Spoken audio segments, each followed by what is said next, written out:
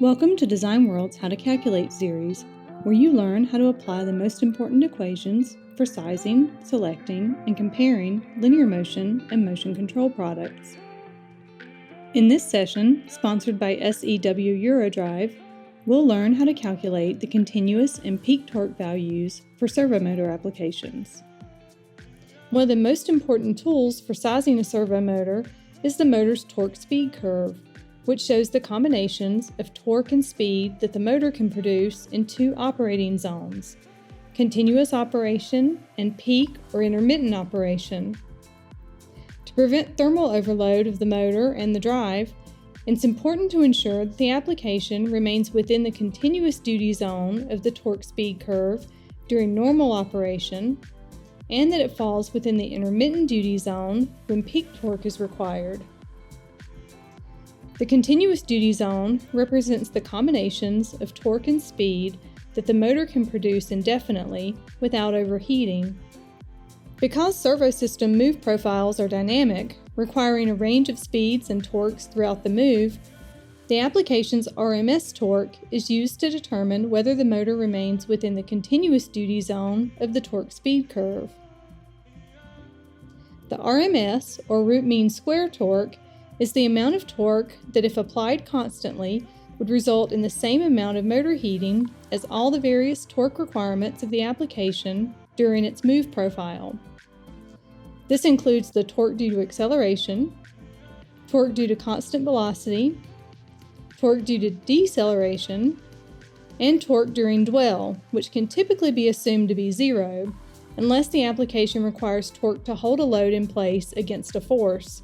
For example, holding a load against gravity in a vertical application. One common move profile is the trapezoidal profile, which includes an acceleration phase, a constant velocity phase, and a deceleration phase.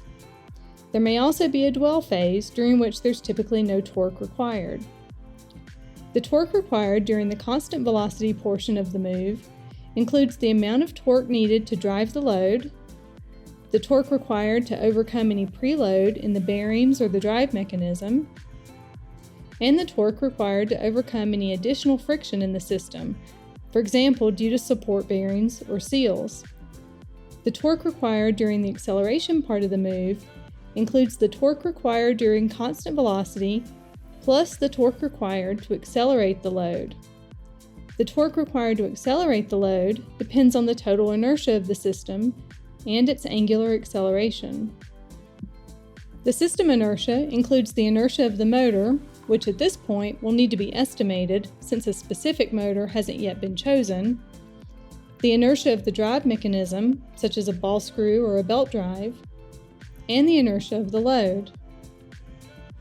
The angular acceleration is simply the maximum angular velocity divided by the time to accelerate.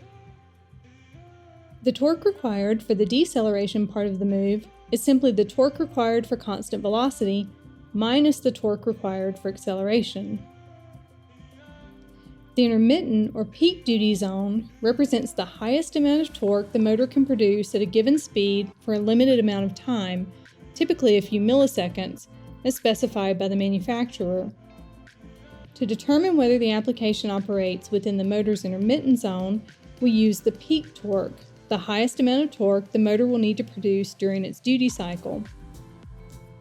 Peak torque typically occurs during acceleration, so we use the acceleration torque defined earlier, torque required for constant velocity, plus the torque required for accelerating the total system load.